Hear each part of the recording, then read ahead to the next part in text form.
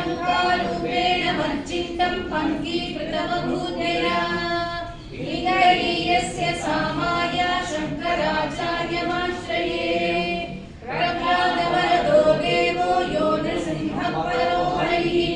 नृसिंहोपासकं नित्यं तं नृसिंहगुरुं भजे श्री सच्चिदानन्द शिवाभिलभ्यत्नसमहारत्यभिधान्यत्यगीत्रान् विद्यानिधि मन्त्रनिधि सदा कनिष्ठान् भजे मानवशम्भुरूपान् सदा गद्याननिरतं विषयेभ्यः नौमि शास्त्रेषु निष्णातं चन्द्रशेखरभारती विवेकिनं महाप्रज्ञं धैर्योधार्यं क्षमानिधिं सदा विनवपूर्वं तं विद्यातीर्थगुरुं भजे अज्ञानाजाह्नवीतीर्थं विद्यातीर्थं विवेकिनां सर्वेषां सुखदं तीर्थं भारतीतीर्थमाश्रये भारती करुणापात्रं भारती पदभूषणं भारती पदमारूढं भारती तीर्थमाश्रये विद्याविनयसम्पन्नं वीतरागं विवेकिनं वन्दे वेदान्ततत्त्वज्ञं विदुशेखरभारती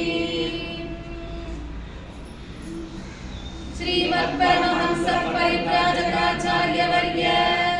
पदवाक्यप्रमाणपारावारपारीण यमनियमासन प्राणायाम प्रत्याहारधारणा ध्यानसमाध्यष्टाङ्गयोगानुष्ठाननिष्ठ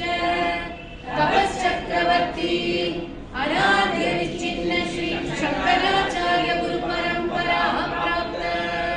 षड्दर्शनस्थापनाचार्य व्याख्यानसिंहासनाधीश्वर सकल निगमागमसारहृदय सांख्यत्रय प्रतिपादक वैदिक मार्ग प्रवर्तक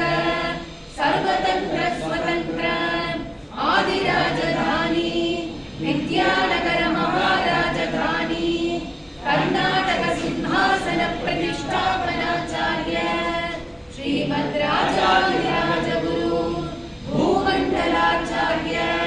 ऋष्यशृङ्गप्रवराधीश्वर तुङ्गभद्रातीरवासी श्रीमद्विद्याशङ्करपादपद्माराधक श्रीमज्जगद्गुरु श्रीमद्अभिनवविद्यातीर्थमहास्वामी गुरुकरकमलसञ्जात श्रीमज्जगद्गुरु